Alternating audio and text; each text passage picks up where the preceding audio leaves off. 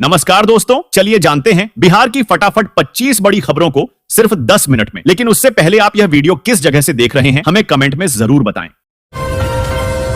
Bihar cabinet Supaul airport के लिए भूमि अधिग्रहण अररिया और खगड़िया को मिले मेडिकल कॉलेज। दोस्तों, कैबिनेट मीटिंग में अररिया और खगड़िया जिलों को नए राजकीय चिकित्सा महाविद्यालय व अस्पतालों की सौगात दी गई है। बिहार के सुपौल जिले में एयरपोर्ट निर्माण के लिए मंगलवार को कैबिनेट की बैठक में बड़ी घोषणा की गई है। मंत्रिमंडल ने सुपौल के वीरपुर हवाई अड्डे के लिए 88.83 एकड़ भूमि अर्जित करने का ऐलान किया है। इसके लिए राज्य स्कीम मद से 42,38,000 रुपए की अनुमानित मुआवजा राशि को मंजूरी मिली है। इससे हवाई अड्डे के विस्तार और बुनियादी ढांचे के विकास का काम किया जाएगा।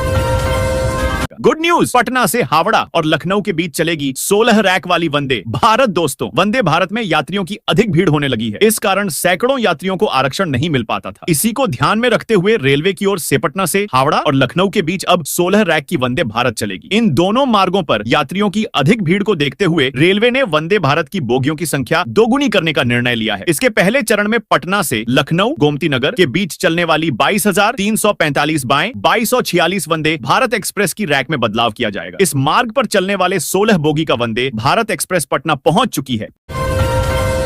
बिहार के औरंगाबाद जिले में नई रेलवे लाइन की मिली मंजूरी। जिला से यहां तक बिछाई जाएगी नई रेलवे। दोस्तों, लाइन औरंगाबाद जिला के लिए बड़ी खुशखबरी है। बता दें कि यहां पर नई रेलवे लाइन बिछाई जाएगी। यह रेलवे लाइन 730 करोड़ रुपए के लागत से बनाई जाएगी। आइए जानते हैं नई रेलवे लाइन कहां से कहां तक बनाई जाएगी। बता दें कि उप मुख्यमंत्री सम्राट चौधरी जी ने रेलवे मंत्री अश्विनी वैष्णव से मिलने के बाद जानकारी दिए है। उन्होंने कही है कि बिहटा औरंगाबाद और सुल्तानगंज देवघर रेलवे लाइन का निर्माण लगभग 730 करोड़ रुपए के लागत से होगा। औरंगाबाद में 2 नई परियोजनाओं पर जल्द काम शुरू होगा।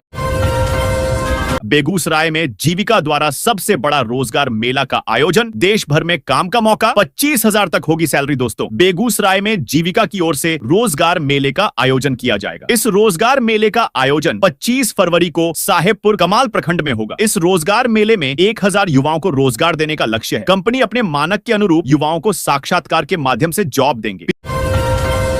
बिहार में गांव से जिला मुख्यालय तक का सफर होगा आसान। अब 50 किलोमीटर तक चलेंगी सिटी बसें। दोस्तों, बिहार के सभी शहरों से 50 किलोमीटर तक रहने वाले लोग अब सिटी बसों की सुविधा का लाभ ले सकेंगे। महिलाओं की संख्या देखते हुए बसों में सीटों का आरक्षण होगा। परिवहन विभाग ने बिहार के उन सभी शहरों में सिटी बसों की सुविधाएं बढ़ाने का निर्णय लिया है जिसकी दूरी 50 किलोमीटर के आसपास होगी। वर्तमान में पटना में बिहटा, पटना सिटी, फतुहा सहित कई जगहों तक बसों का परिचालन हो रहा है जिससे लोगों की सुविधाएं बढ़ी है। इसी तर्ज पर सभी जिलों के शहरों से सिटी बसें चलेंगी। आगामी अप्रैल मई से सभी शहरों में बसों की संख्या और मार्ग बढ़ाने का लक्ष्य रखा गया है। यह सभी बसें एसी और सीएनजी की होंगी। पटना, दानापुर और पाटलिपुत्र स्टेशन पर बनेगा नया टर्मिनल। गया जंक्शन की भी बदलेगी सूरत। ये है प्लान। दोस्तों, पटना जंक्शन, दानापुर और पाटलिपुत्र स्टेशनों पर नए टर्मिनल बनने जा रहे हैं जिससे लोकल ट्रेनों के परिचालन में सुधार होगा। इसके अलावा पटना और गया जंक्शन के विकास के लिए मास्टर प्लान तैयार किया जा रहा है। मुजफ्फरपुर, गया, मोतिहारी, सीतामढ़ी और दरभंगा स्टेशनों का भी विकास किया जाएगा। दरभंगा में 340 करोड़ रुपए की लागत से निर्माण कार्य चल रहा है। 55 करोड़ की लागत से पश्चिमी चंपारण में होगा स्टेडियम का पुनर्निर्माण। सीएम नीतीश ने पूरा किया वादा। दोस्तों, बिहार के सीएम नीतीश कुमार की अध्यक्षता में मंगलवार को हुई कैबिनेट मीटिंग में पश्चिम चंपारण में स्टेडियम के पुनर्निर्माण के लिए 53 करोड़ रुपए की मंजूरी दी गई। सीएम ने प्रगति यात्रा के दौरान इसको घोषणा की थी। बिहार कैबिनेट ने पश्चिम चंपारण में स्टेडियम के पुनर्निर्माण के लिए 53 करोड़ की राशि की मंजूरी दे दी है। जल्द ही यहाँ स्टेडियम के पुनर्निर्माण का काम शुरू हो जाएगा। सीएम नीतीश कुमार ने अपनी प्रगति यात्रा के दौरान पश्चिम चंपारण में खेल को बढ़ावा देने के लिए इसकी घोषणा की थी। सीएम नीतीश फिर प्रगति यात्रा के अगले चरण के लिए मुंगेर निकलने वाले हैं। इससे पहले आज हुई कैबिनेट मीटिंग में कई बड़े फैसले लिए गए। इनमें से अधिकतर फैसले प्रगति यात्रा के दौरान की गई घोषणाओं पर हुई। पूर्णिया के इस स्टेशन को मिली एक और एक्सप्रेस ट्रेन की सौगात। पटना जाना होगा आसान। दोस्तों, बिहार सरकार में मंत्री लेसी सिंह की कोशिश के बाद अब पूर्णिया जिले के सरसी रेलवे स्टेशन पर गाड़ी संख्या 1320 5 अप एवं 1320 6 डाउन जनहित एक्सप्रेस का ठहराव होगा। पूर्णिया जिले के सरसी रेलवे स्टेशन को एक और एक्सप्रेस ट्रेन की सौगात मिली है। बिहार सरकार में मंत्री लेसी सिंह की कोशिश के बाद से अब इस स्टेशन पर गाड़ी संख्या 1320 5 अप एवं 1320 6 डाउन जनहित एक्सप्रेस का ठहराव होगा। बता दें कि सरसी स्टेशन पर इस ट्रेन के ठहराव के लिए बिहार सरकार में खाद्य उपभोक्ता एवं संरक्षण मंत्री लेसी सिंह ने पिछले दिनों दिल्ली में रेल मंत्री अश्विनी वैष्णव से मुलाकात की थी जिसके बाद रेलवे ने लेसी सिंह की इस मांग को पूरा किया है। है। नवगछिया वालों के लिए खुशखबरी, मिल गई 2 और स्पेशल ट्रेन। पढ़ लें टाइम टेबल और रूट दोस्तों। भागलपुर के नवगछिया के रेल यात्रियों के लिए खुशखबरी सामने आई है। दरअसल महाकुंभ के लिए 2 ट्रेनों की सौगात मिल गई है। ये ट्रेनें बिहार के श्रद्धालुओं के लिए काफी सहूलियत प्रदान करेंगी। ट्रेन संख्या 0564 गुवाहाटी से टूंडला के लिए 5 फरवरी को चलेगी, जबकि ट्रेन संख्या 05715 टूंडला से कटिहार के लिए 6 फरवरी को चलेगी। सभी ट्रेनों का ठहराव नवगछिया स्टेशन पर भी होगा। नीतीश सरकार ने 4,000 रुपए बढ़ाया, मानदेय 77,000 अफसरों को मिलेगा फायदा। दोस्तों, बिहार सरकार ने बूथ लेवल अफसरों के मानदेय और पारिश्रमिक में 4,000 रुपए की वृद्धि की है। इस फैसले से 77,000 से अधिक बीएलओ को फायदा होगा। कैबिनेट ने कई अन्य योजनाओं को भी मंजूरी दी है, जिसमें बिहार औद्योगिक निवेश प्रोत्साहन, वस्त्र एवं चर्म नीति 2022 में संशोधन, बिहार अग्नि प्रशिक्षण अकादमी के लिए नए अलीगंज में 3.38 करोड़ से बनेगा। अत्याधुनिक पार्क मार्च तक पूरी होगी। टेंडर की प्रक्रिया दोस्तों, भागलपुर के अलीगंज क्षेत्र में 3.38 करोड़ की लागत से अत्याधुनिक पार्क का निर्माण होगा। यह पार्क सैंडिस कंपाउंड की तरह ही होगा और इसमें टहलने, खेलने और व्यायाम करने की बेहतरीन सुविधाएं होंगी। पार्क का निर्माण अप्रैल से शुरू होगा और 9 महीने में पूरा हो जाएगा। पार्क परंपरागत डिजाइन से अलग होगा। इसका डिजाइन आर्किटेक्ट ने तैयार किया था, जिस पर निविदा भी हुई। बिहार के इस जिले में बनेगा अंतरराज्यीय बस स्टैंड। जमीन के लिए 14,81,01,100 रुपए की राशि आवंटित। दोस्तों, बिहार के सीएम नीतीश कुमार ने प्रगति यात्रा के दौरान भागलपुर आने के बाद अंतरराज्यीय बस पड़ाव के निर्माण की घोषणा की थी। जमीन के लिए राशि आवंटित होने के बाद बहुत जल्द निर्माण कार्य भी शुरू किया जाएगा। मुख्यमंत्री नीतीश कुमार की प्रगति यात्रा से संबंधित जिले के गोराडीह अंचल क्षेत्र में बाईपास के समीप अंतरराज्यीय बस स्टैंड का निर्माण होगा। 15 एकड़ 5 डिसमिल जमीन चिन्हित कर ली गई है। इसके अधिग्रहण के लिए अनुमानित व्यय की राशि 14,81,20,000 रुपए की प्रशासनिक स्वीकृति नगर विकास व आवास विभाग ने प्रदान कर दी है। इस बाबत गत 31 जनवरी को नगर विकास व आवास विभाग के संयुक्त सचिव राजीव शंकर ने महालेखाकार को स्वीकृति पत्र भेज दिया। वहीं इसकी कॉपी जिला प्रशासन को भेजी गई है।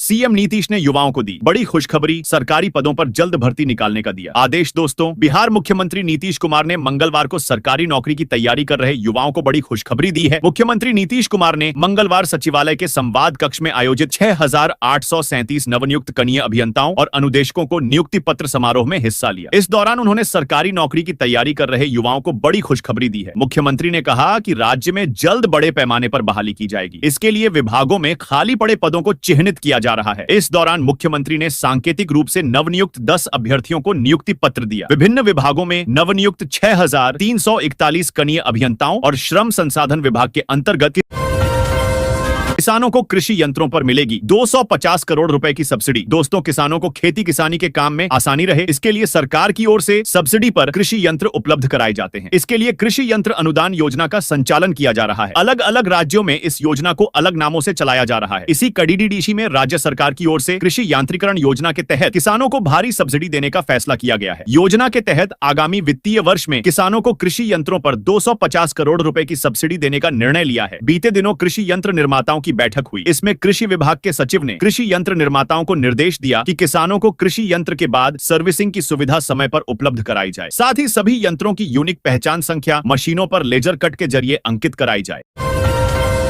बिहार में बेरोजगारी होगी खत्म, यहां करेंगे आवेदन तो सरकार देगी 2 लाख की मदद। दोस्तों, बिहार मुख्यमंत्री नीतीश कुमार की इस पहल का मकसद बिहार को एक रोजगार देने वाला राज्य बनाना है, न कि रोजगार मांगने वाला। इस योजना से न सिर्फ गरीब परिवारों को आर्थिक संबल मिलेगा, बल्कि वे दूसरों को भी रोजगार देने में सक्षम होंगे। मुख्यमंत्री नीतीश कुमार बिहार में बेरोजगारी खत्म करने के लिए सतत प्रयास कर रहे हैं। बिहार सरकार ने इसके लिए एक नई योजना लागू की है। इस योजना के तहत युवाओं को रोजगार के नए अवसर दिए जाएंगे। बिहार लघु उद्यमी योजना के तहत बिहार सरकार युवाओं को अपना खुद का व्यवसाय शुरू करने के लिए 2-2 लाख रुपए की सहायता देगी। इससे युवाओं को स्वरोजगार का मौका मिलेगा और वे आत्मनिर्भर बन सकेंगे।